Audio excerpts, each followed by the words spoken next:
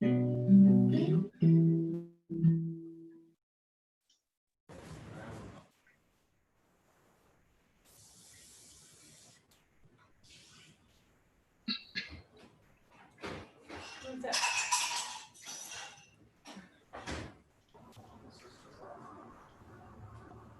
bro, can you hear me? Yeah, no, you are so dirty. Where the hell are you? Yeah. Hey, where happened to your whiskers?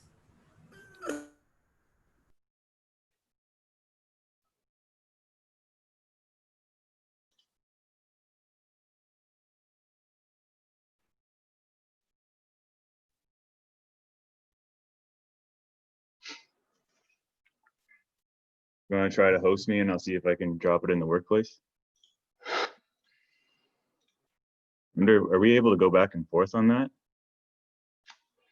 I thought that you could make multiple people. That's why I was like trying to add you to the meeting ID. Okay. Um, but I don't fucking know, dude. Like, I also get double charged from Zoom, and I think part of the problem is I put everything through my business PayPal, and I think somehow within the same email there's like two accounts because I was just in a link and that no one was in, and then I switched over, and then everyone was on this one. So I don't even know, dude. Like, it's so weird.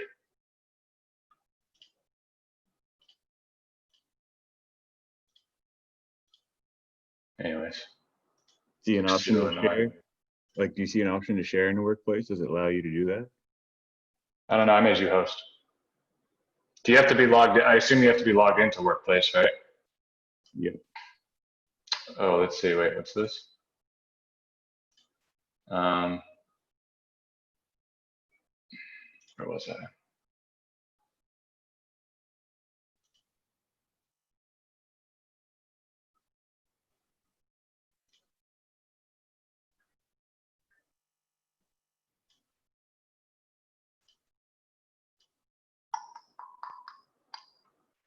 You got it? Mhm. Here, hold on. I'm gonna...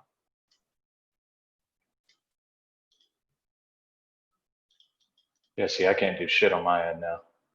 You know what? It's probably because it's movement. It's set up. That's why I was probably able to do it before. That's all right. Hold Well, on. Wait, you can't figure out how to stream it into the Workplace? I think I have to be like logged in real movement account because it's like all, you know what I mean, administratively. Like if you had Like like a connected? workplace, yeah. So it's usually just like right there. It's not there. But what, people, you can't just post it into Workplace and then people on there just get on the Zoom? Wait a second, what's this? Uh,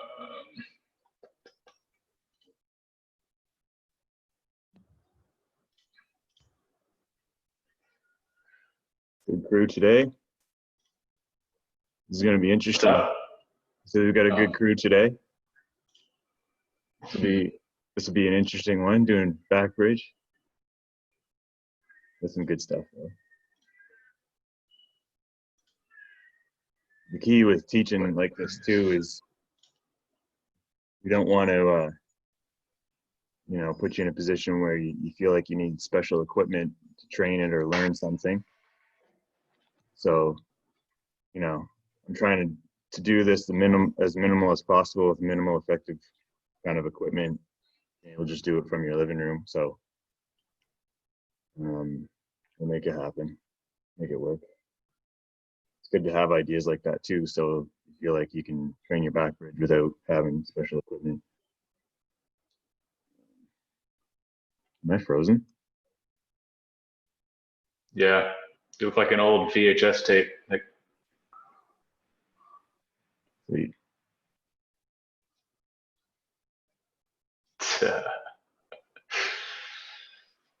there he is. All right. So I guess we'll get started. You're gonna do the stopwatch, Jeff? Yeah, make sure to record. I'll let you know the timings on some things. Some things I think I'm just going to go through just for feeling kind of, but we'll just put a clock on it so we don't end up doing it for too long. Get a little spaced out sometimes when you do it that way. That's true. All right. So yeah. No, do you think? Go ahead.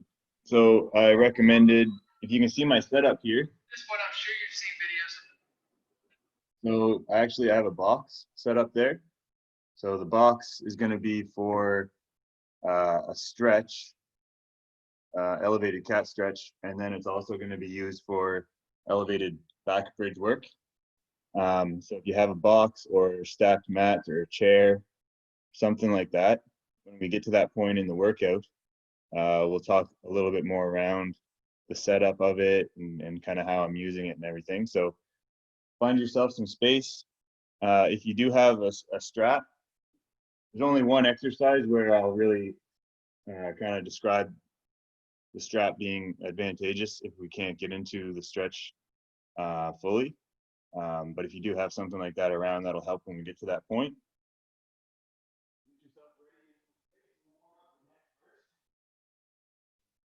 It's always good to warm the neck up for bridge. All that tightness around the traps and everything that can really hold you back as you get pressed up into bridge positions. So we'll just start with some movement-based kind of warm-up. And we'll start with the X pattern movement. So what we're going to do for X is we're basically going to draw a line with our chin, making an X. And how it's going to work and look is I'm going to move my chin down to one side first. In that, to press the shoulders down and try to bring the chin as close to your shoulder as possible. And then what I'm going to do is I'm going to make that first line of the X. I'm going to diagonally look up to the other side as far as I can. And then what I'm going to do is drop my chin down to the other shoulder and do that on the other side. So finish the line of the X. Back down. We'll take our time. Just going through repetition of that. Tuck the chin in as much as you can. Keep reminding yourself to depress the shoulder down. Look over to the upper side, other side, down. And repeat. We'll do that a few more times at your own pace.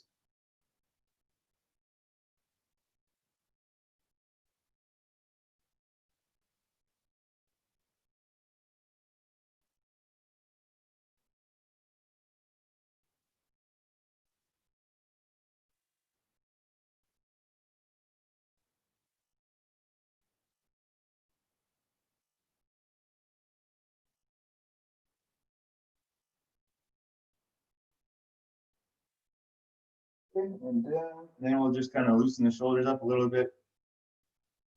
Move the head around. We're going to go into flexion extension now. And what we're going to do is we're just going to stretch to start here. So we're going to do flexion first. So I want you to tuck your chin down as far as you can. We're in a kneeling position as well, right? So hopefully you can replicate the same kneeling position I'm in right now. It's going to really allow us to focus on just the trunk and the neck rather than the lower body.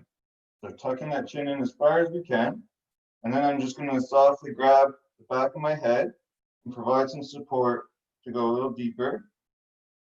Hold that stretch for 60 seconds, Jeff.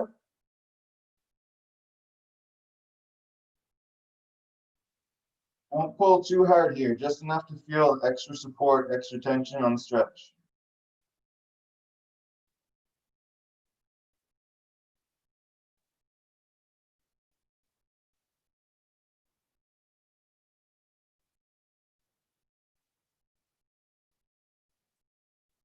Let me know when there's 10 seconds left, Jeff.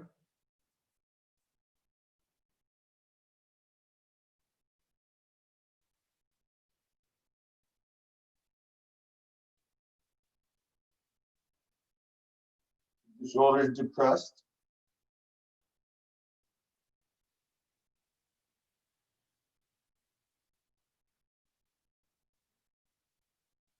Just enough to feel a stretch.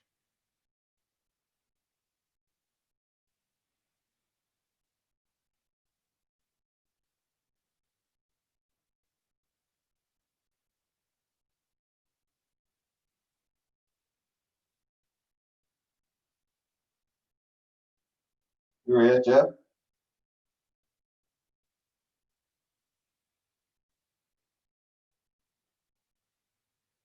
We're going to come out of that by actually putting our hand on our forehead and pushing our head up slowly.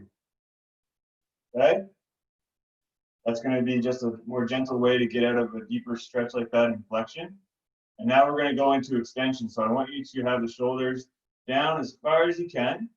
And we're going to look back at a point that we feel like we can hold. Again, like all the stretches, we're not going as far as we can, but rather finding a height where it feels comfortable enough to hold. And in this one especially, I want you to really drive the elbows down into the ground and maximally depress the shoulders down.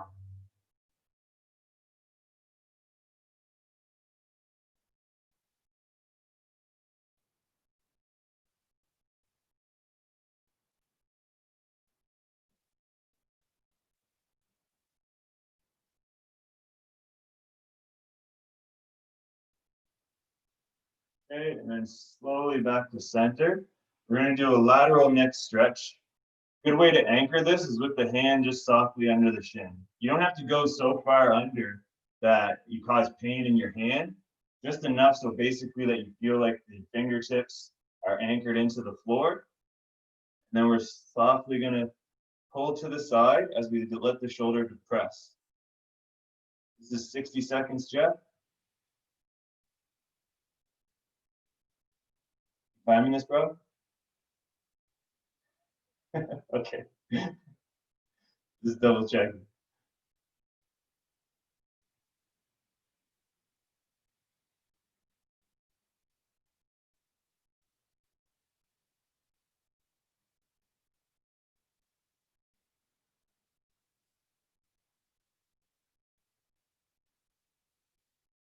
Keep that shoulder down. We're gonna have a little bit more tension here, a little bit deeper into the stretch as we go. We don't want to go too far. Warming up.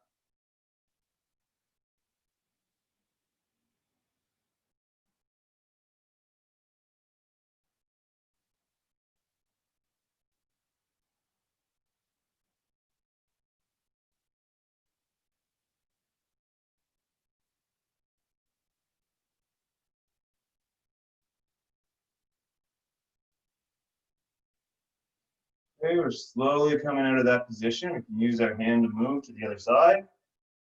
Going for 60 seconds so you can find that anchor point.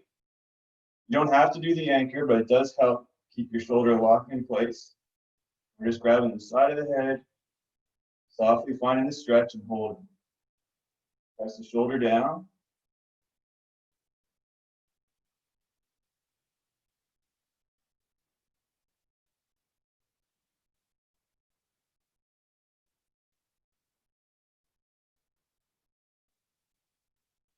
Okay to feel a little more tightness on one side than the other. My left side's tighter for sure. Just aware of that, and ensuring that I'm applying the same cues as I am on the other side. Pressing the shoulder.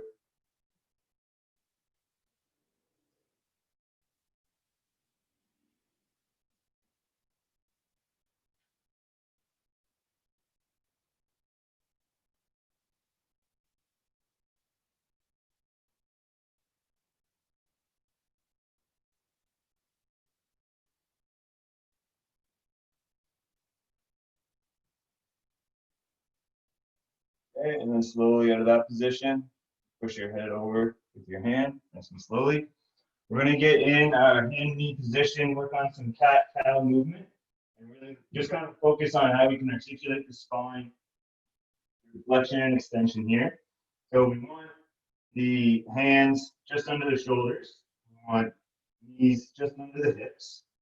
And we're going to just first focus on what the intent is in each position. So hopefully you guys can see me there.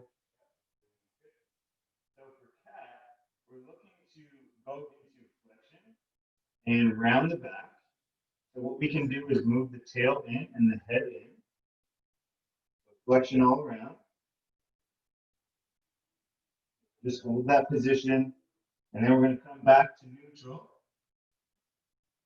And then from neutral, we're going to do the So I'm going to go into extension in my back, extension in my shoulder blades, my head is looking up, and then back to neutral. What we're also going to add into this is a lateral flex. So the lateral flex is going to be not moving the hands or knees, but rather laterally flexing my body to one side as if I was trying to look at my toes in the back. But we're not going to look at the toes. Imagine that that's how we're laterally flexing. Back to center, and then other side. Laterally flex the head, towards the other side, neutral position. Back to center. So we'll go through that a few more times, and that will add some contractions to it. So now when I go to cat, I'm going to flex, and I'm going to look to push my heels away, the heels of my hands away from the body, as well as my knees. So it's almost like I'm trying to slide my body out and fall to the floor with that contraction. So 10 seconds here. And then we're going to come back to neutral. And then we're going to go into the cow, where we look for as much extension as possible. But to find a better contraction here, you're actually going to pull the hands in and the knees in. Like we're trying to slide them together.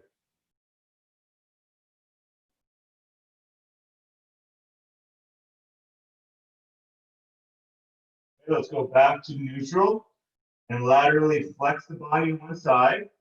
So the hand that you're going away from, really push that hand down and flex the neck and everything as if you were looking behind you. Don't look behind you, keep a neutral head looking down. Back to center. Other side. Try to focus on some nice diaphragmatic breathing here. Hold that flexion.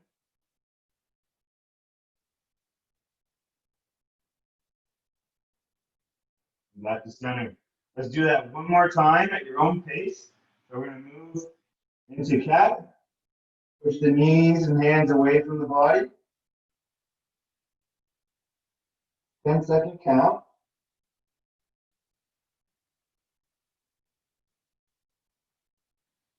Let's come back to the neutral position. And then I'm going to look to move into as much extension as possible.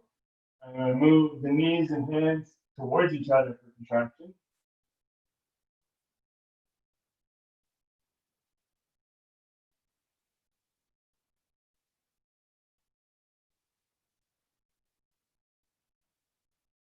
Back to neutral. Laterally flex to one side as if you're looking behind you. Press the hands into the floor.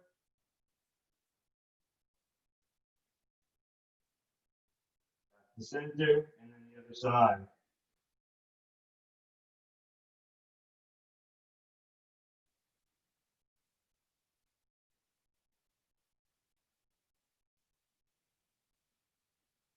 The center. Now we're going to move into some shoulder extension table rocking. Just did this in one of our other upper body sessions. For this one, I'm not going to focus as much on extending the hips as high as we can, but rather just rocking back and forth. So the hands come behind you. Fingers totally turned back is the most, you'll find the most extension there. But if it's a little stressful in the elbow, you can turn your hands to the side. And what we're looking to do here is actually just bring our butt off the ground and then focus more on just rocking back and forth into a deeper extension. So find a position that's comfortable. We're going to do this for 60 seconds. So we're just pushing into the feet and then coming back. It's like we're moving deeper into the stretch and back. We're trying to make it happen through the pecs rather than shrugging the shoulders up. Try to keep the shoulders down. Think about the elbow pits moving back behind you.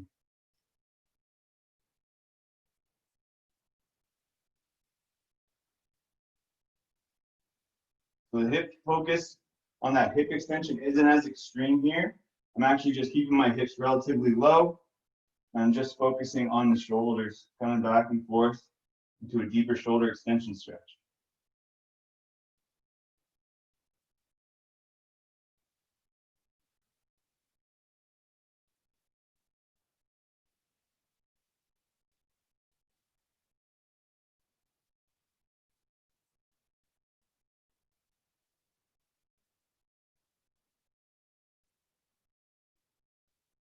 Couple more.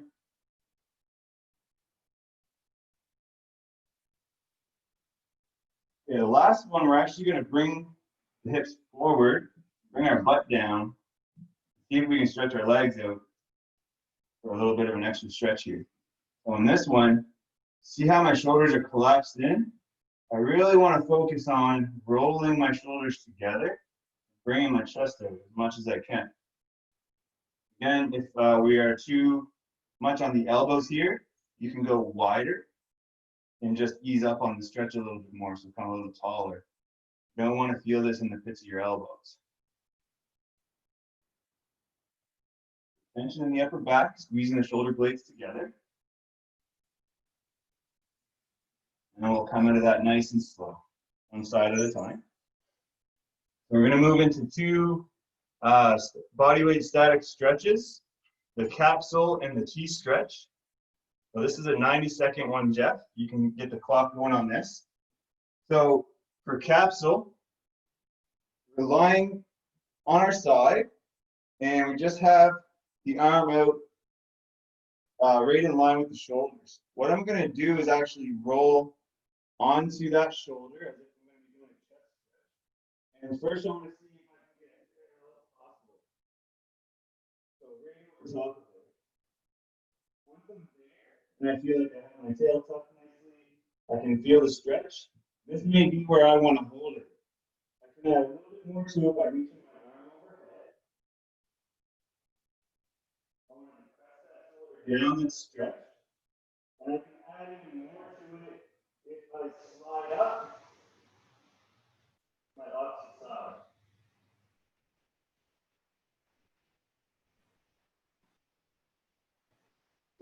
This is a 90-second stretch.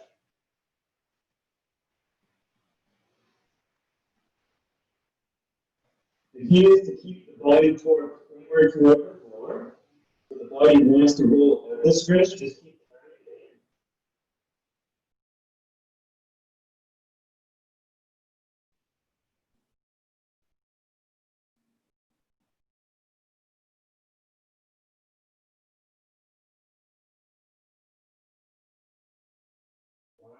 Breathing here. If you have gone too deep, the leg comes back down or the arm eases up from that stretch.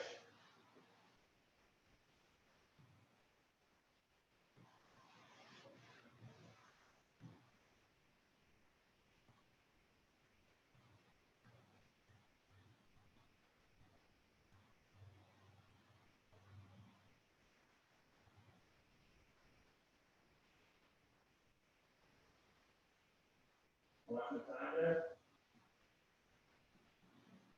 Are you good? Good. So we're going to come into that. And the best way to come into that is the way you entered it. So we roll off to the side. Okay, so I'm just going to get in a position where you can see me set up again. Coming to the other side.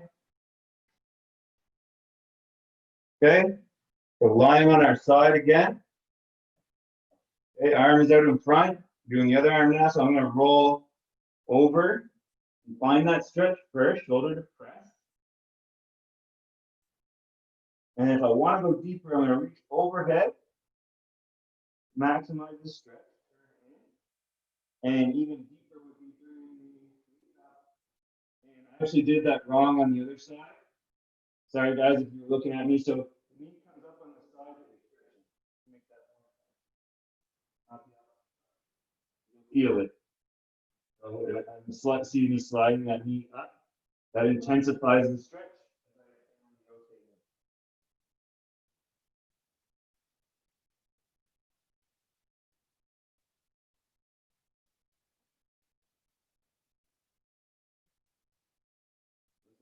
seconds as well. Probably go 30 seconds in now. You may feel like tingling and also maybe your arm falling asleep. That's okay. As long as you maintain positioning. If your arm's going to sleep and you can't depress the shoulder or anything like that, you just got to ease up off the stretch.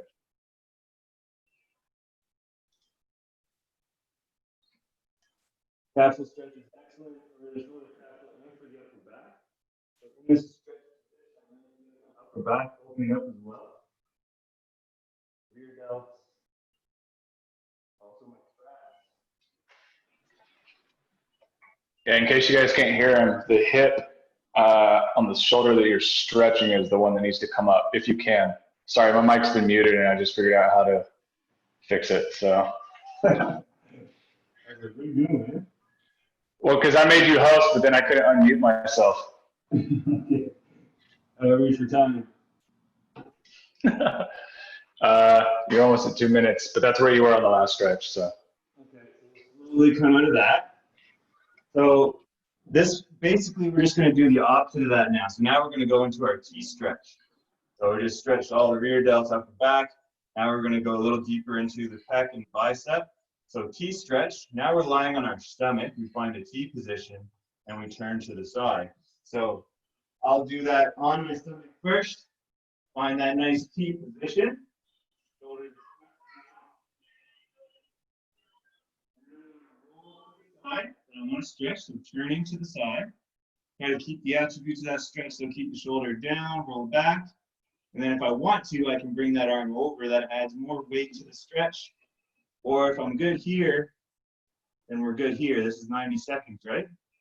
So think about how we're going to hold this stretch, maintain this position for 90 seconds. You can make this stretch even more strict if we bring this foot to the front and then really force our body into like a hollowed out position. It just adds a little bit more intensity to it. You can also just relax into the stretch by just twisting the hip over.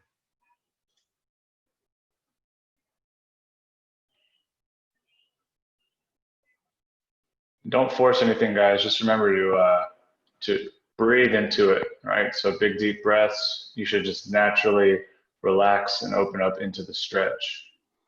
Breathing is very important. Especially when we're in there in the shoulder. Don't force anything. As you exhale, you'll relax and you'll naturally move into the stretch a little deeper.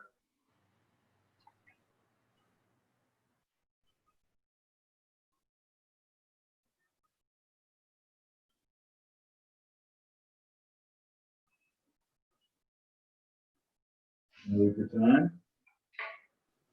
You got about 10 seconds. Cool.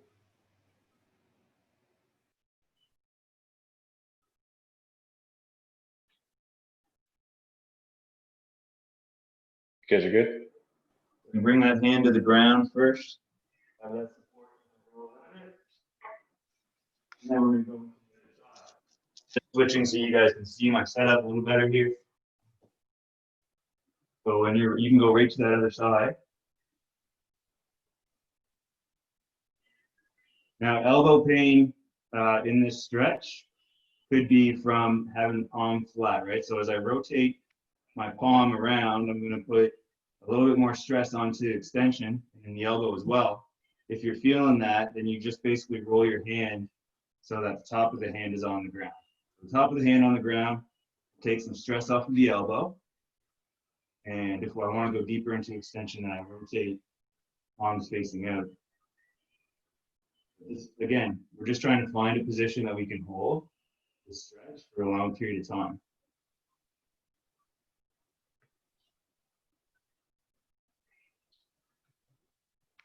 Again, that's some of these basic stretches, guys. That's the number one problem people fall into is they just don't hold their stretch. Too deep, too soon. Intensity is too high. And we're actually building to a point where we might get there today. Like we're going to get into some bridge work, but I'm doing some preparatory work right now. Focus on my breathing, allowing the body to actually stretch and open up.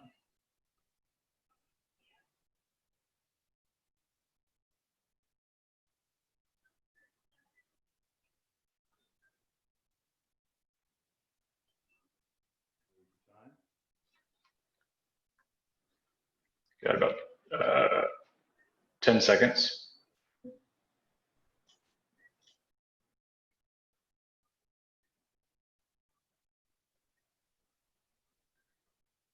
I'm going to bring that hand to the ground and just use it for support to roll out and come to kneeling. So, I'm going to go through some prone lying back bend progressions right now. And what I'll show everyone is easy to harder. And I'll just ramp it up that way so that as we start to ramp up, you choose what one you want to do. So our prone lying back bend first happens from the elbows. So it's actually similar to what we did with the cat and cow is when I pull up my chest and my ribs, I want to actually feel like I'm pulling my elbows in towards the body. Finding that stretch, that contraction. And then I can go back down. Relax. So we're going to do some reps here. So at your own pace, just move comfortably into as much extension as you can. Find that contraction. This would be the easiest version. Back down.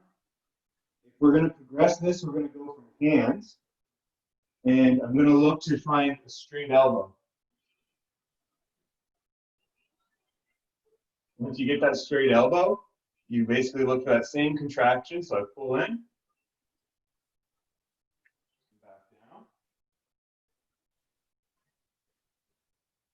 Going at your own pace, experiment with the straight elbow, the straight arm version. If you want to go back down to elbows, that's fine. When I'm in this top position, I'm squeezing my glutes. Okay, so these are certain attributes of a back bend that we want to apply when we go into deeper positions like a back bridge. So I go into my contraction and squeeze my glutes and find a nice extension. There's one more way we could advance this back bend, and that's a suspended back bend. So if you guys want to try it, by all means. So what happens is when I do it, my knees are actually suspended. So I don't know if you can see it, but my knees are off the ground. And when I go up and down, they stay off the ground. Okay, so I'm going to go down to like a hovering push-up. Back up. Still looking for that contraction.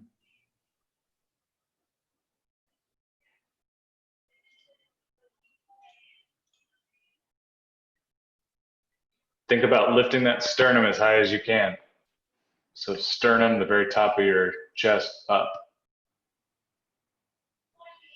Just Like you're finish the Superman. last rep. Finish the last rep you're doing there.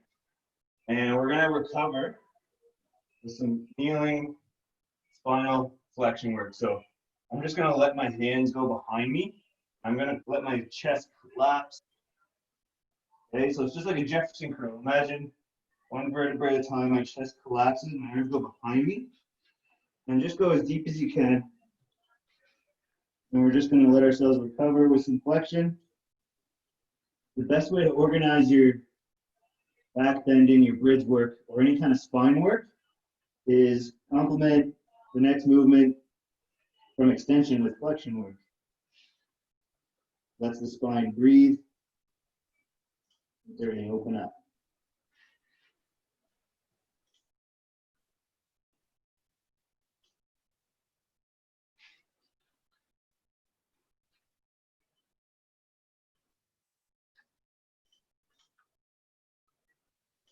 Good, so we're coming out of that. So now I'm going to use the box now, and we're going to do an elevated cat stretch.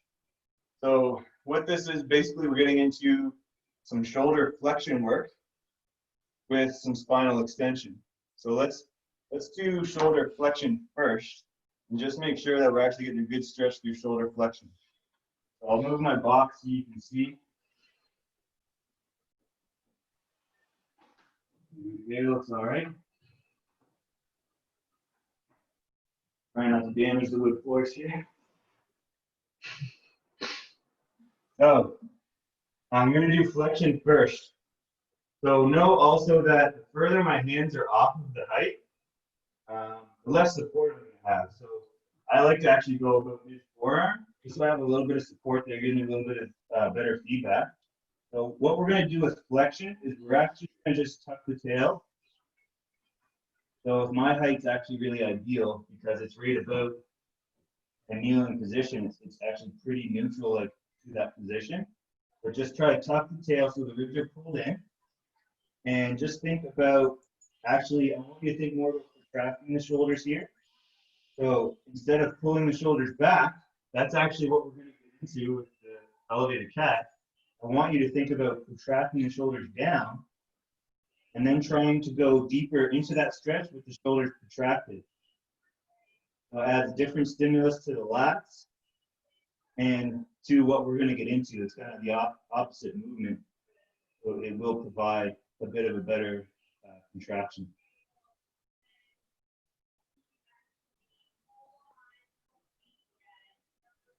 So contracting the shoulders down.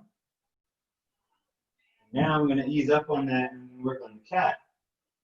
So with the cat, what we're going to do is we're going to look to move into greater extension of the upper back and retraction. I'm going to retract the shoulder blades back, and I'm going to bring the chest to the floor. But I don't want to focus on distending the ribs as much, okay?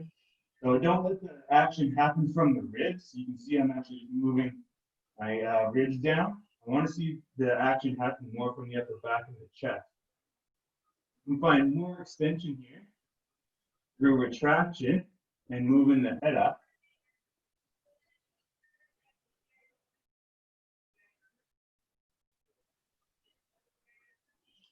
This is a 1 minute hold, Jeff. You have the timer there. Yep. Again, feel yourself go deeper. Let it happen through the upper back, not just bringing the ribs closer. I can also intensify the stretch by moving my knees further away if I want to. So basically, you could even do this with a straight leg and add way more back bend to it, but we're just focusing more on upper back here.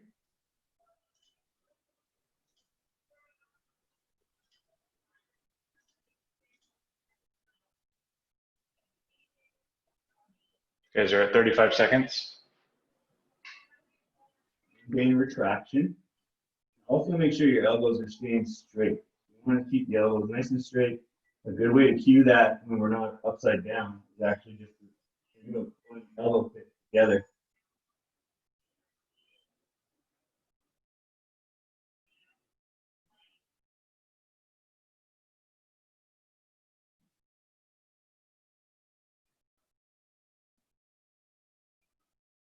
You guys are good.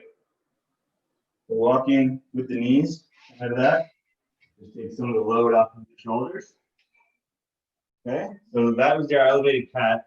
We're going to complement that with some hip flexor. So again, when we get into greater ranges of the bridge, one of the things that's going to limit us from finding that full extension would be tight hips, right? So relaxed hip flexion, hip extension. So we want to come down to a kneeling lunge position, and we don't want to have the knee over the toe here.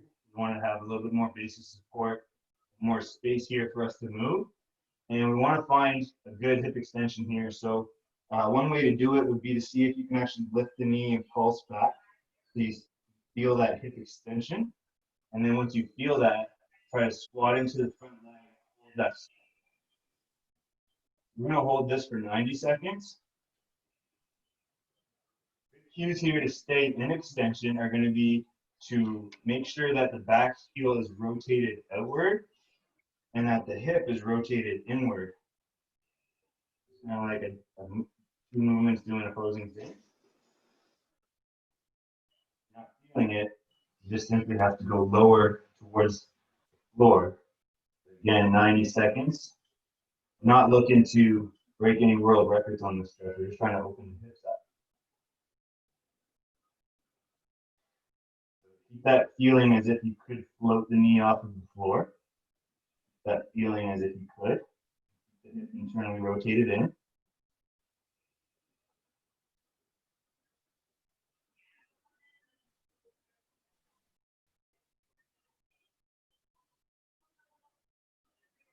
You guys got 45 seconds. That's where you're at with the stretch. Ensure that you can hold 45 seconds without fidgeting, moving around too much. Stretching when we're holding, maintaining those attributes of the stretch.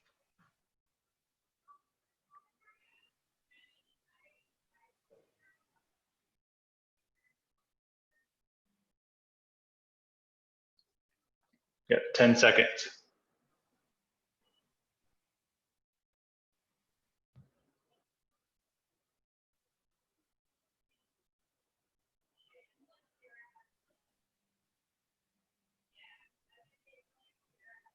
Good.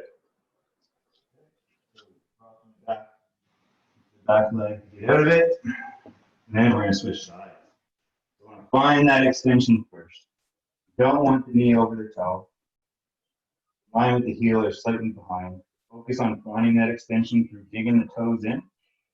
See my back toes are dug in right now, so I can find a really good knee extension and hip extension. And heel turns out, hip turns in. Hold the stretch. 90 seconds.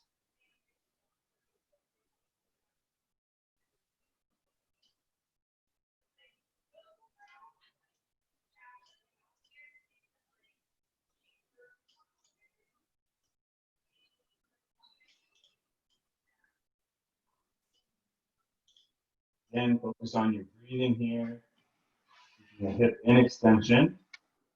Think about how you can keep an extension by contracting your glutes in the back. You only have to contract them. You don't have to squeeze them at a maximum kind of rate, right? Just contract it so that you can feel like you actually still have control over the movement. Make sure you guys are breathing in through the nose, right? Relaxing the stomach as much as you can. Okay, so use the diaphragm to breathe. Don't use it to tense up or brace. Try to keep your stomach as soft as you can. Allow that hip flexor to loosen up and relax.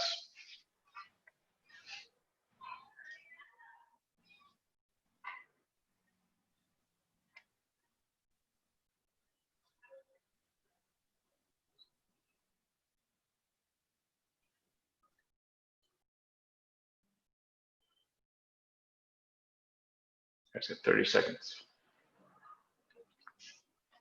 Just check in with those agonist muscles in the glutes. Feel like almost like you can contract them to lift the knee up. You're finding a nice open hip bend.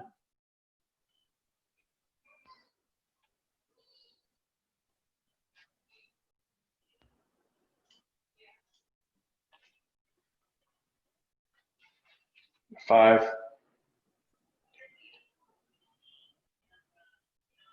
Good. Back. Stretched hip so we can come out of it.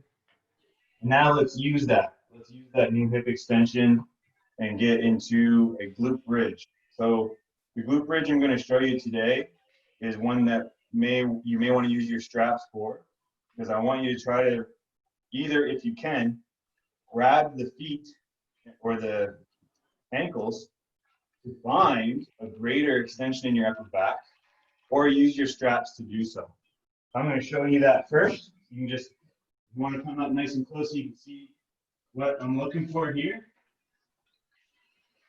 So basically, on our backs, I want you to crank the feet in as far as you can. So I can grab my feet. Even when I grab my feet, I do have them externally rotated outward a little bit. And then what I'm looking to do is dig my shoulder blades in and find the biggest height I can find. Get that with a little bit more hip extension. If we can't grab the feet, then we just use our strap over the front of the ankles, and then wherever we are with that, we still get that same tension that we're looking for that's going to pull us into a greater bridge, glute bridge. So if you want to use your straps, that, hold, or you can grab the ankles, pull inward. This is the kind of extension we want in our elevated bridge. You can time that, Jeff, or a bridge from the floor. We want to feel like the lower body getting this kind of extension. So what happens is when the hands and upper body come into the picture, most people stop thinking about what they need to be doing with their lower body. So this progression, this bridge, really helps you put that intent into what kind of strength you need in the lower body. Yeah, guys, the hamstrings, the calves, the glutes are all very important in the back bridge. Okay, so it's very important to focus on that. If your feet are in a secure place, you could even think about pushing your feet forward, sliding your feet forward. You're instantly going to activate more of the hamstrings and glutes. It's going to push your hips up towards the ceiling. Think about squeezing those shoulders back and just lifting your chest towards the wall behind you.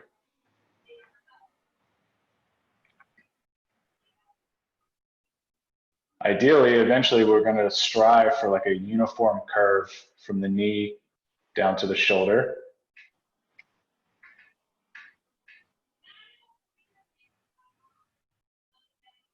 So you got 15 seconds.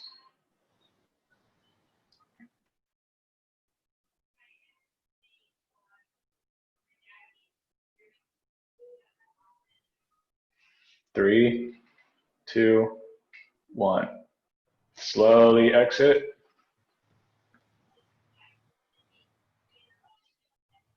So what it's going to do in this position now, again, complement that extension.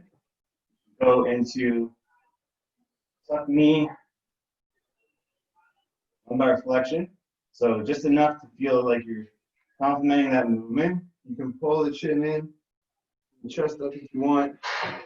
And we're basically just in a recovery position. Recovering now from our extension. So now when we get into some bridge work now, I want you to do a glute bridge like we just did first, because it's going to create more space for you to get the upper body engaged. So we're going to go into a low bridge hold first. A low bridge hold is from the floor, and it's really just like a strength exercise for our bridge. So it's a good one to always kind of check in with, especially if we haven't unlocked bridge push-ups yet. Basically like just strengthening the bottom position of your bridge.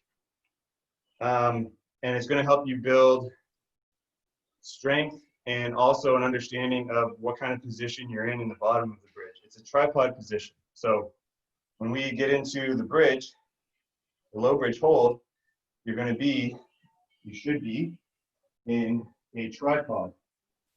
Okay, so I can check in on my tripod here just to know what it feels like. I can see my hands, but it's going to be from the other way. So a couple tips here. If you are a little weak through that extension, and so often what happens when we start to do specific bridge work is the slippy slidey things start to happen, right? So as you start to push up, the hands want to slide away and the feet want to slide away. So traction is very, very important in bridge training. So like even for me here, if I wanted to have some foot traction, I would have my feet against the box so that when I went into it, I actually felt like I had some support. So my feet weren't sliding on me. And that way I won't feel like I'm going to just slide right out. So if you want to set yourselves up so that at least your feet are pushed against the wall so you can feel that tension, and do that now. So again, like I was saying, we're going to look for that glute bridge first, find that maximum extension. So if I do it, it creates space. And I have a space to put my hands in. If I start with my hands, I haven't created any space. It's like a little awkward, I don't have a good base of support.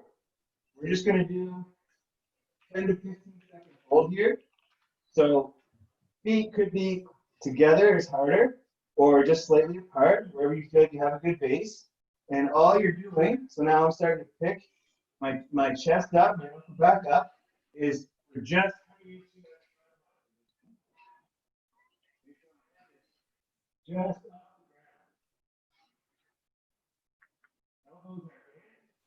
as much as Yeah, so keep the head. So we want that 3-point, guys. We're not getting up into bridge yet. We actually want to stay low where the elbows are bent, and then keep the forehead lightly in contact with the mat. So Just you're a kind of 10 working second on that. count. Yeah, it was hard to hear you with your face away. There you go. Try to not let your head touch. Oh, just off the ground. Okay. Just off the ground, like just there. And that's going to be so important in developing your strength. You all right, Eric? He looks defeated. So we can come out of that. It was just a 10-second hold, right? And so this is like, in my opinion, the low bridge hold is the foundation of getting strong in your bridge, because what everyone does when they go into bridges, they just try to go into the highest height they can go into, which most of the time it isn't full extension, and they need to really develop that strength in the bottom.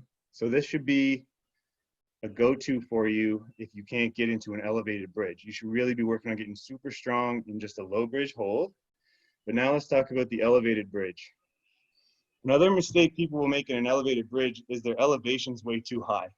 If you don't have the strength, again, the closer you are to the floor, the stronger you'll be. So an elevation, like my box here is about 2 feet. That's probably an ideal starting point for you to at least feel like you can find a straight arm. So again, we're not looking to be a circus athlete and have straight legs and develop like this crazy bridge from the start.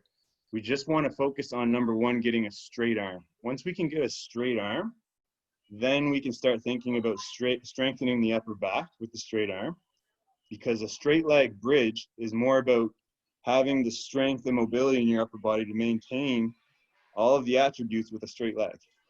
It's not that the legs just push you straight. It's more about the legs go straight and you can maintain that. So let's talk about the elevated bridge. For one, you should have the same setup that we just did for the floor. So if I'm going to do an elevated bridge, there's 2 ways I can do it. A lot of you just demonstrated that you can do a bridge from the floor. That could be one way if you're strong. Also note that I'm against the wall here. This isn't, I'm not setting my elevation up somewhere in the floor where it has the chance to slip on me.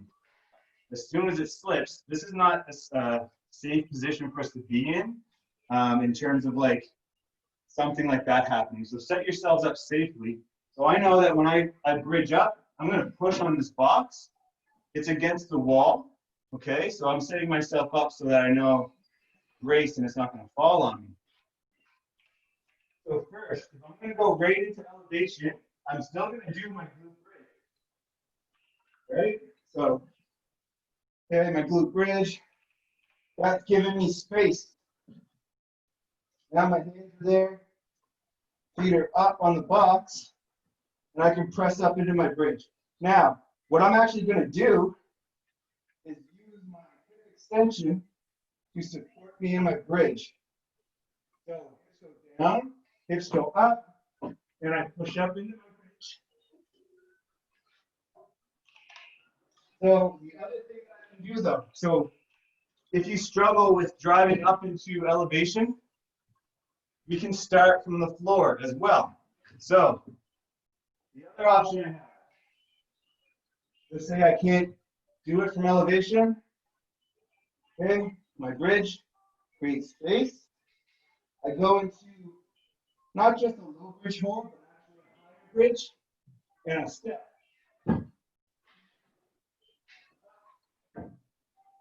And so let's see if you can get into an elevated bridge. And then we'll actually just see if you can get into it for just about a 15-second, a comfortable count in your head. What I want you to do is to find as much extension as possible through the elbow and see if you can get the elbows straight. Okay, so let's see if you can do that. Don't worry. All we're looking to do here is use the legs for strength to get up into our bridge.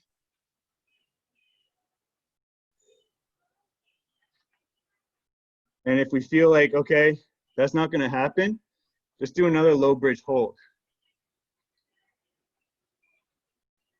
Don't hold for too long. We got a little bit more work to do. So just open up your bridge and feel it out. Really good, guys. I'm actually impressed. Well done.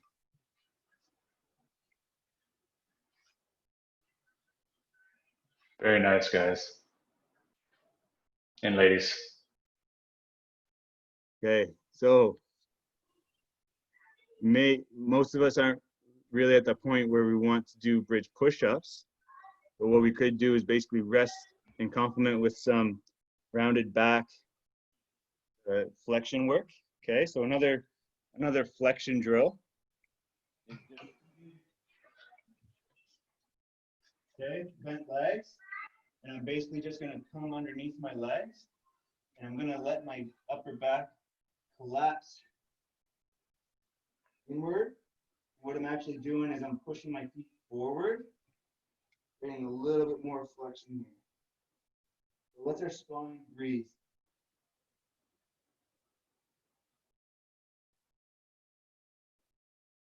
Okay. So we'll go through one more time, and this time I'll go up into bridge and just give you a tip on contractions. One that I like to do that I find is very helpful is almost like using, if you remember the cat and cow, so when we do cow, we went to extension like that. So using that extension, sitting into our legs in extension to then open up, go in and out of the movement that way. Most people get up into bridge and they just keep pushing and pushing their legs. And they're pushing and pushing their legs. We want to have some contraction through the midsection and the hips and the spine as well. You don't want to just push and push and push your legs, because then you just end up using that hip flexion, hip extension, where we are looking more at the midsection as well and the spine. So I think this camera angle here is good. Note that, but if I go up into my bridge,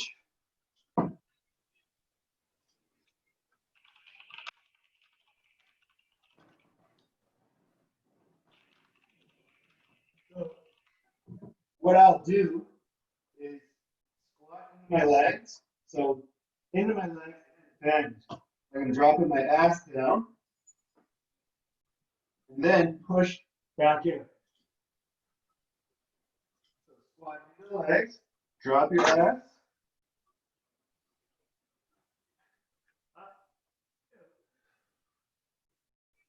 Squat down.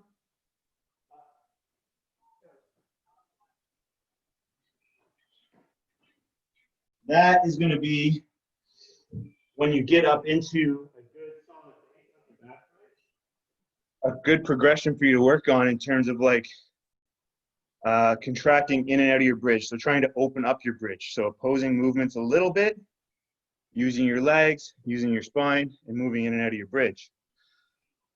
So if you haven't done it, one more bridge hold, whether it be a low bridge or you're experimenting with your elevated again. If you can't get up in elevation with your feet already on the elevation, then try doing it from the floor first, like I was showing, and then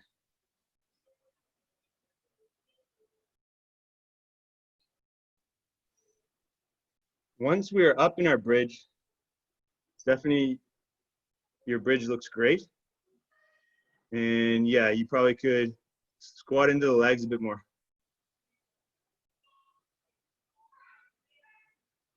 And Stephanie, you probably could do that one from the floor that I was just showing.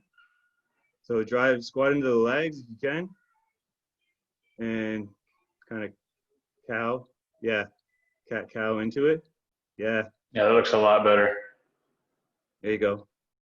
Yeah. 10 more. That looks great. Ooh, see some So- shakes.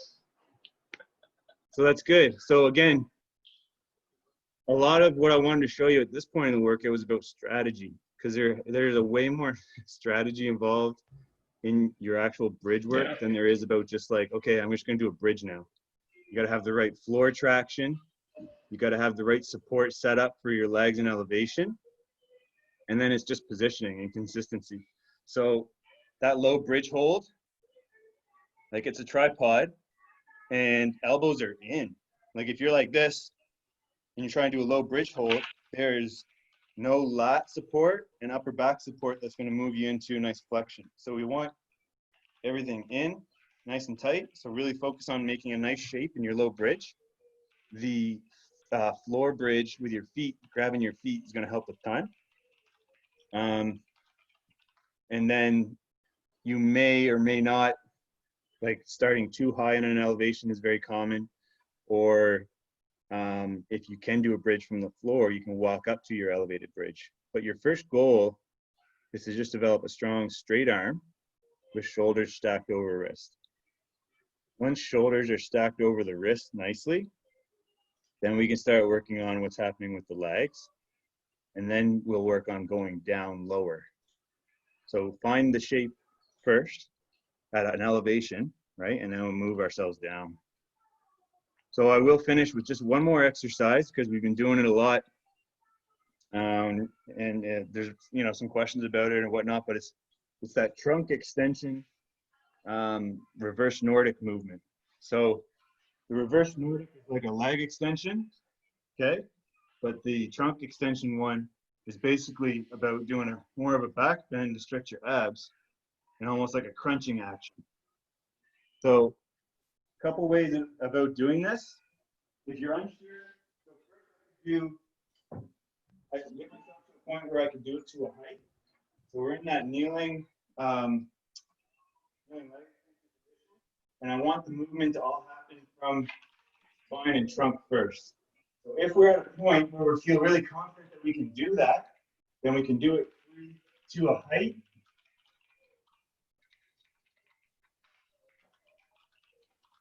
And back up. But if we're a little unsure about, you know, finding that point where we can make contact, we can do it wall style. It's also called like a wall peel, where you're basically just on the wall. You have that contact, and you peel each vertebrae off of the wall until you feel like you have the control to go back. So this movement is not about moving into a great range where you're going to be screwed, okay? It's about finding the movement that suits you to perform a complete rest, right? So the wall peel, I'm against the wall, so one vertebrae at a time.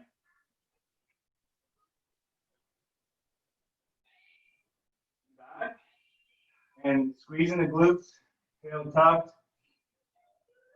making the spine do the work. Try a couple more of those at your own pace. And I want you to feel a stretch in the abs. Ab range is something that, I mean, if you can't extend your abdominals, how are you going to do a back bend? So hips play a role, quads play a role, but just extending your trunk itself, it's not an unsafe practice. You just can't do it to a point where you're going to, like, in an extreme range. If you don't have the strength in that range yet, then you just do it slowly, wall peel, or you can do it free to a height behind you. But the emphasis should be on trying to stretch your trunk first.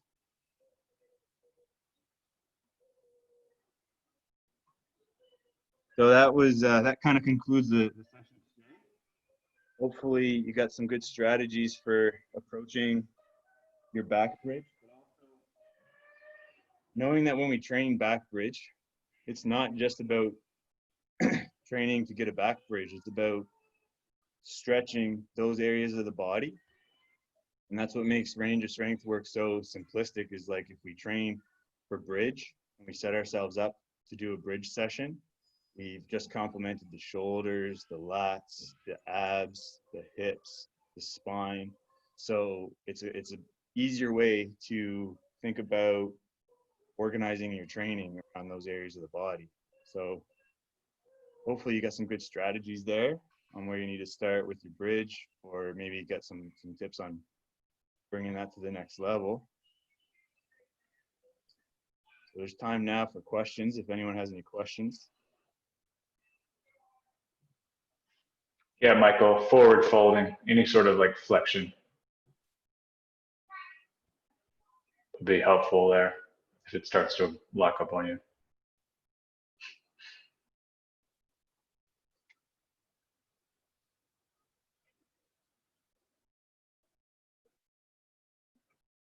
They might have to unmute, Lucas. I don't know if they're gonna be able to do it themselves. Yeah, if you guys want to unmute. No, I think you'll have to actually do it. I think Oh. the setting won't let them. Yeah.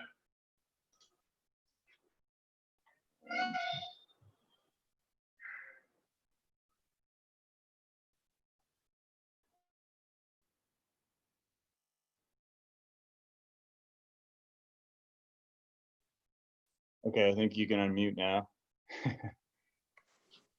Okay, Jeff, so do you mean like Jefferson curl work, or like the cat cow stuff and just kind of focus on that low back?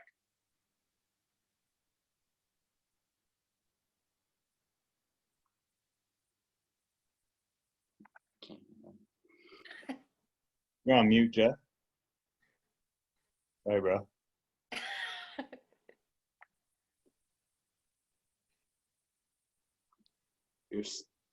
Price. There you There, can you hear me now? Okay. It doesn't necessarily have to be Jefferson curls. It can be if you'd like them to be. You're just thinking of, that's why Lucas so many times throughout the stretch stopped and did like a bunch of different flexion drills, is because like you spend so much time in the terminal extension, which most people are extremely uncomfortable in. And if you're not strong there, you'll start to, you might start to spasm or cramp up. So you just want to kind of get the muscles going the opposite direction. So I would spend some time in any sort of forward folding where the back is going to be flexed. So. Okay. Do you think like some focus like abdominal work, like crunches type stuff, like just to contrast that, like the muscular contraction? Yeah. Are you getting like, is it like lumbar thoracic, like base of the T-spine, top of the lumbar spine? It starts in like my low back, like just above my hips, and then like as I go, it starts to like kind of work its way up my back more and more. Okay. Yeah, I mean, I would just get more flexion work in there. Also just like get stronger in extension work. Like people are actually not that strong in extension, right? Which is going to require a decent amount of. So yeah, so I would just and definitely include some flexion work in there to kind of just allow everything in the posterior chain to relax and lengthen out. And that should help with any of the spasming or contractions or anything that you might get after a session like this. Eventually when you have such good hip extension and you're working from the shoulders, you're not, like, you will feel your low back, but you don't really, like, when I do bridge work, I just feel it like in my armpits, like underneath in my lats and stuff. You know what I mean? Like I don't actually get it in my back anymore. So yeah, so it's kind of like both. Like you keep doing this, keep getting stronger at this, but then make sure that you just incorporate flexion work in between and after the session, and obviously in your training. Okay. Thank you. Of course.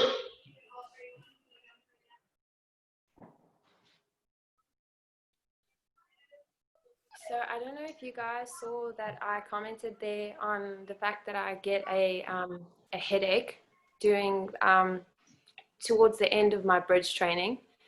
And someone there commented and said that I should do some neck strengthening exercises, because it's like right at the base where, just where the shoulders, at the bottom of my neck, I start feeling it sort of cramps up, not cramps, but I start getting a headache, but I can feel it's directly from the neck. And I was just wondering what neck strengthening exercises I should do specifically to target that, because it's the same for me. I don't feel it in a bridge. I don't feel it in the lower body at all, but I just feel it in the top, the traps, and then again in the neck. So I'm assuming that that's obviously weakness, as we've discussed, Lucas. But I was just wondering, with the neck, what strengthening exercises should I do? I didn't get a chance to look at your bridge either, but I think a very important attribute when you're in bridge is to make sure that you're not doing the old neck extension, flexion as well. So that's like appealing in an image sometimes to just flex your neck when you get into a bridge to show like how open your shoulders are. But I find I've worked with a lot of people that will focus on doing this, right, to try to open their bridge up. When I mean, if you can get into like a superior straight leg bridge and then just gently flex the neck to demonstrate like how the shape looks, but that shouldn't be the focus when you're trying to do your contraction. So your head and everything should be like completely neutral and relaxed. And then you do the work around that. So that often I find just that alone helps with the tension, and because you end up like, that's like a maximum neck contraction when you do it that way. So if I'm in a back bridge and now I'm trying to open my shoulders, because I've done it before. Like I've done it 100 times where, you know, as you're doing that, I can see myself. I can see myself doing that exactly. Like I'm trying to look good. Yeah. Through. Yeah, that's Okay. yeah. So like that's one of the weird things in bridge, because you're upside down. You end up doing so much with your head because you're trying to figure out what's happening that a lot of times you just can't. So yeah, the best advice I've ever got was like totally relax your head. Okay. And then when you do that, you ensure that you're actually just letting the upper back and shoulders do the work rather than trying to let your head flex off the shoulder. So I didn't see your bridge in the session because I was like doing my bridge, but I maybe would think about that, like to make sure that you're not straining one way or the other. No, I think I'm definitely doing that. Yeah, because I know that I'm looking at my hands as well, and also to even in straightening my arms, I'm like checking it all out. But if logically speaking, it means that my head is like as far back as it possibly can go. So as I do that now, that is exactly what I'm doing. Yeah, it could be just as simple as that. And yeah, like your neck muscles and scalenes and stuff, when they start cranking and getting tight, you do get tension headaches, right? So yeah, bridge is an interesting one to tackle.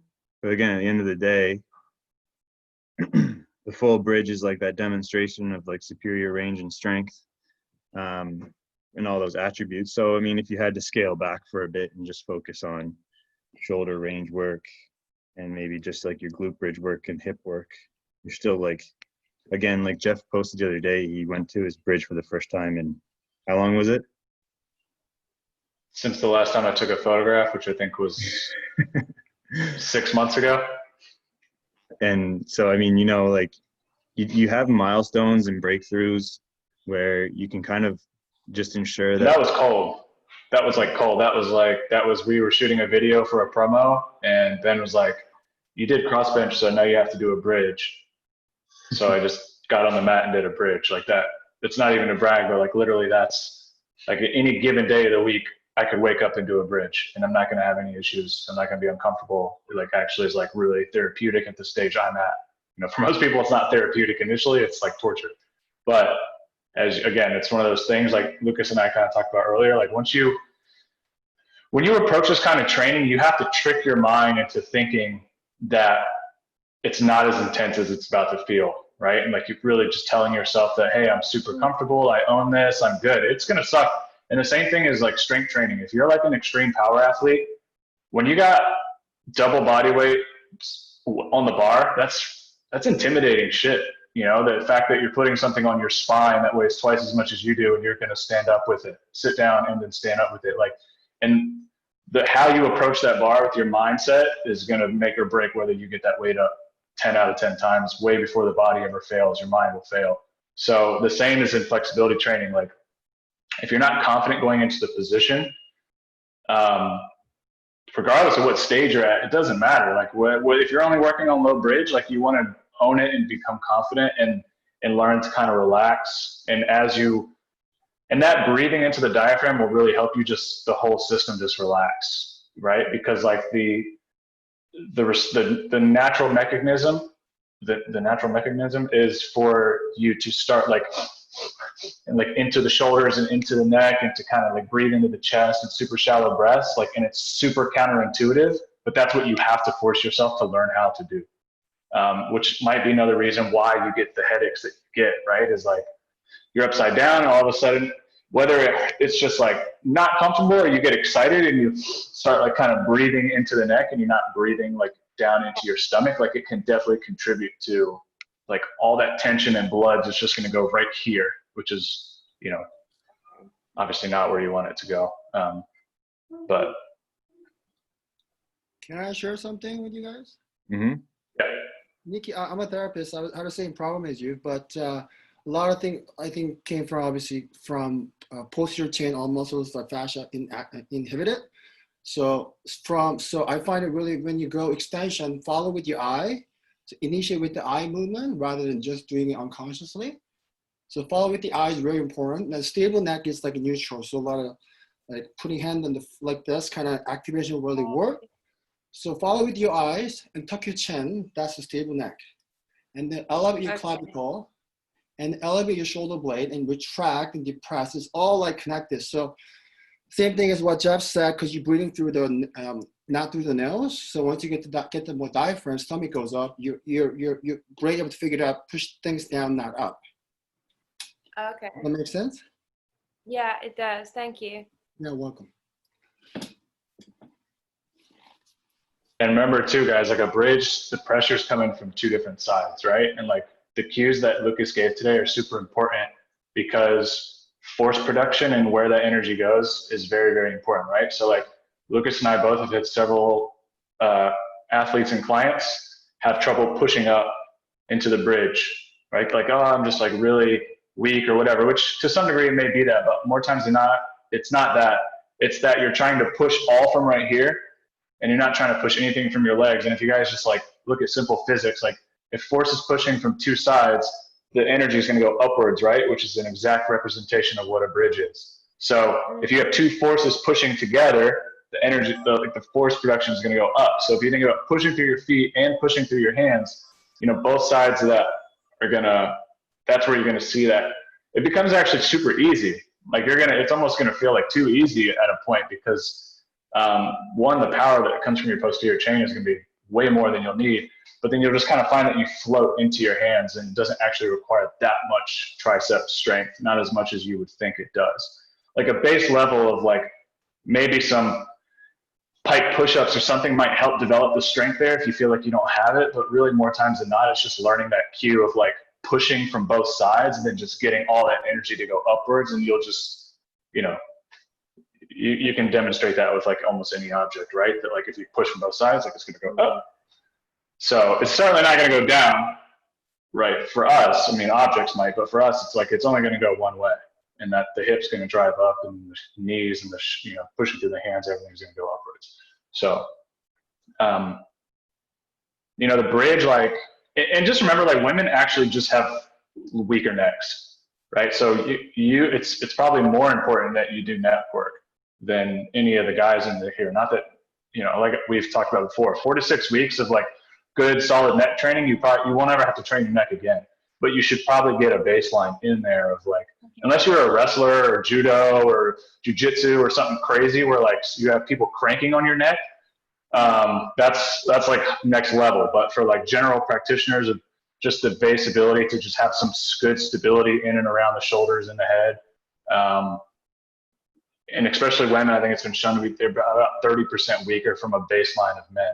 So you got work to do, and just simple, like, again, just extensions, flexions, rotations, just keep those movements in high repetition, because, you know, the neck is obviously not a maximal strength muscle group. It's an endurance. Like the whole role of your head is to stabilize, or the neck is to stabilize the head like all day long, right? So it's an endurance muscle. So like really high reps, and just, again, it doesn't take long to build it up, but most people never train it. So just like a one block of just good neck training should really handle almost any of the head and neck tension. I mean, I almost handle it.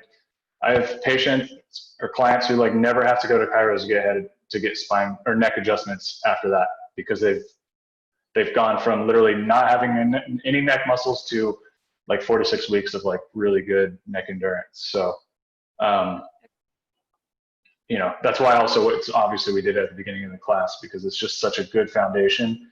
And you know, like Super Muscle, I know he's Super Muscle on here. I didn't catch his name, but Hi, Connor here. Pleasure. It's a pleasure to meet you. So the eyes are super important, right? Because like the spine will follow the eyes, and you don't want to have like that counter intuition, whereas like you're trying to extend, but then maybe you're like looking down, and so like the eyes are a muscle too, and so it gets like really funky kind of with your head, and just how you start perceiving things and the tension and stuff. So like you said, following with the eyes and becoming confident with that is going to be very helpful as well. So I mean, I hold a lot of superpower because I do a lot of trauma work. I hold a lot of trauma. It's unconscious, so it's very powerful. So if you find a therapist that I can change your game really big time. So, Wow. and I was wanting to ask about, there's a product called Iron Neck. What do you think about that product? Strengthening the neck. Oh, that's that one. Is that one that Coach Rogan? Jesus Christ. Yeah, Joe Rogan. yeah. Is he the one who does it? Yeah. I mean, if you want to get something like that, I'm sure it would be helpful, but I'm old school, man.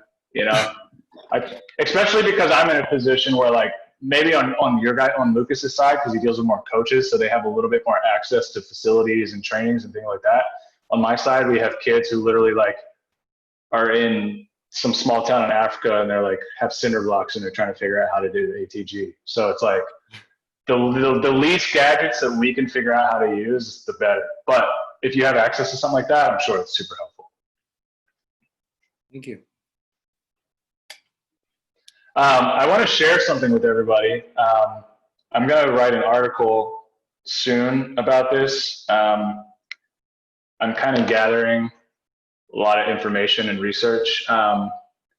And, you know, I probably don't have to worry about it too much in here, but maybe someone in this class has had this consideration before. And I know Lucas and I talked about it, but there's a lot of information that goes around about the impact of stretching on muscular strength, right? So like, if I talk about flexibility, 9 times out of 10 people who message me or DM me on Instagram tell me that they've read the research or have been told that stretching before any sort of activity is like bad, right? It makes them less explosive and blah, blah, blah, blah, blah. Like we've all heard that probably at this point, okay?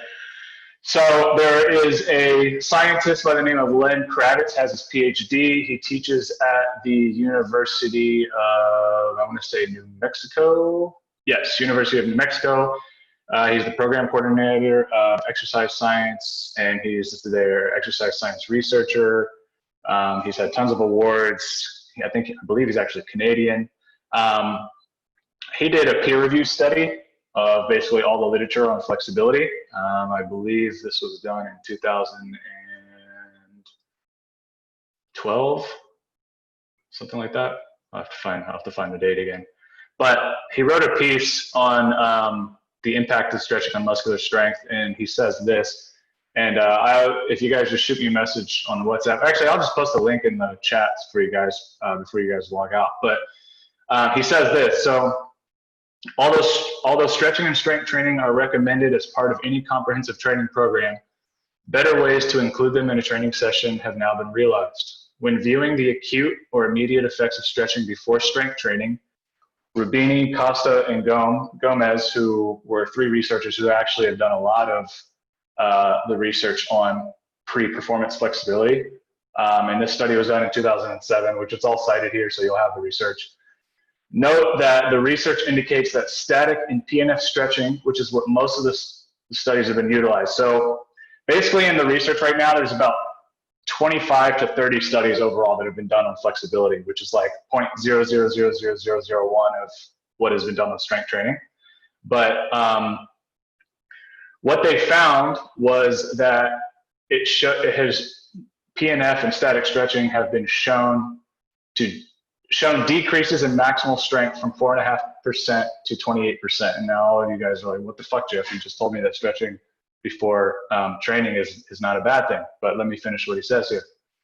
So it says, yet most of this research has been used, or most of this research has used more than one stretching exercise for the same muscle group with a total stretching time of 120 seconds to 3,600 seconds.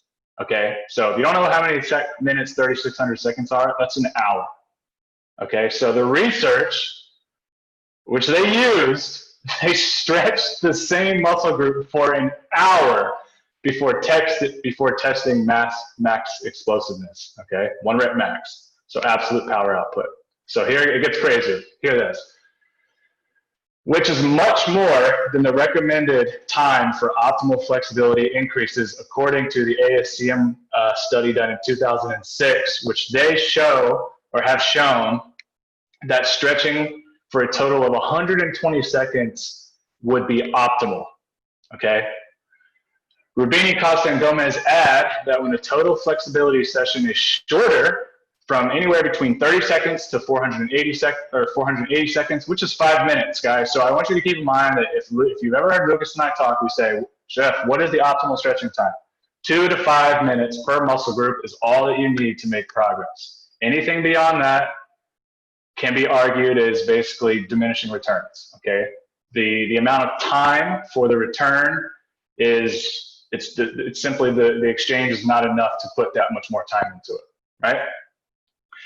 So the research shows little or no compromise from stretching right before maximal force production if you stretch less than 5 minutes. Importantly and practically, exercise enthusiasts do not train daily to their maximal voluntary contraction, where compromises in strength have been observed in the research. Interestingly enough, Rubini and colleagues highlight there is no scientific consensus in the research for the underlying mechanism explaining the force production loss in muscle after stretching. Okay? Stretching before exercising is not going to decrease your power output or performance unless you stretch your hamstrings an hour before doing a 1 rep max deadlift, is the takeaway. Which no one should be telling you to do that, and no one does. So I just want you guys to I'm done for today. I just want you guys to take that. Here, I'll link it right now in the chat so you guys have the study, okay? Boom, there you go. Everything's right there. So, you know, and Lucas and I have said this before, even when you think you're doing a 1 rep max, your chances are you're not doing a 1 rep max. So the argument is basically just null and void at that point, especially because most people need more range of motion. And there's another study, which I'd have to go into my notes and find, so I won't make it now, that has actually shown increases in flexibility, increase the, the muscle firing rate and the intensity of the contraction itself. So the more flexibility you have, the faster and harder the muscle actually contracts, the closer you get to the end range of motion. So one could argue that would be highly beneficial for somebody who's in a high performance sport where movements are generally high velocity and occur near the end of that individual's range of motion. So that's all I have for today. Good job, guys, on your bridge. Everyone looked fantastic. Everyone was in some variation of bridge, whether it was low, high, or middle. There was no one in this class who was at a loss on being able to get into their bridge, which, not to knock on yoga, if you would have been in a yoga class, you would have been sitting there with nothing to do. So congratulations to everybody, because literally everybody who was on video was in a bridge. So awesome work. Lucas. Cool. So maybe we'll move into something lower body next week or whatever. If you guys do have something you're looking to see on the live stream, and hips. Yep, hips it is. Hips. Yeah, we can just do hips. Cool. Cool. All right, guys. You all have a wonderful weekend. Thank you so much for logging in, as always. If you have any questions or anything comes up after the session, be sure just to message Lucas or I. Other than that, you guys have a wonderful training week. Train hard, have fun, and we'll see you guys next Sunday. Thanks, guys. And let's all admire Lucas's mustache because it's pretty sick. Biker stash. Nice meeting you both. Thanks for jumping on. Have a good one, man. Thanks so much. Yeah, have a Hey, good day. guys.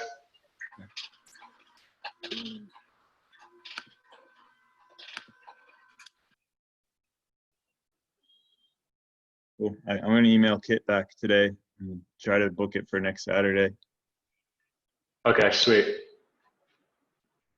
Yeah, he didn't really give us the time. He just answered those questions and left that open. So I'll just try to lock in a date. Okay, cool.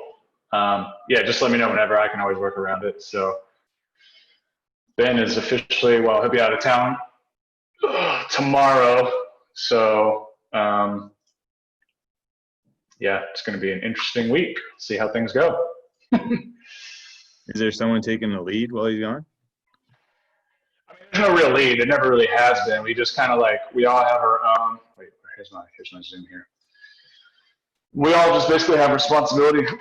I mean, we have like certain stats and shit that we just are supposed to hit, right? So like, as long as we just make our posts and yeah, whatever, like we're, you know, there's no real lead. Like we're all gonna get on a call every day at noon, the four of us, just to make sure everyone's,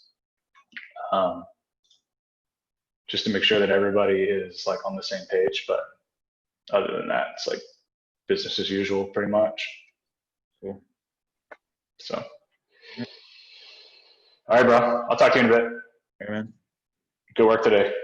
Yeah. Oh yeah, something too. Like, I'm gonna go ahead and get some this week. I'm gonna get those little like the iPhone AirPods or whatever, so that way when I'm leading a stretch, I'll just plug them in.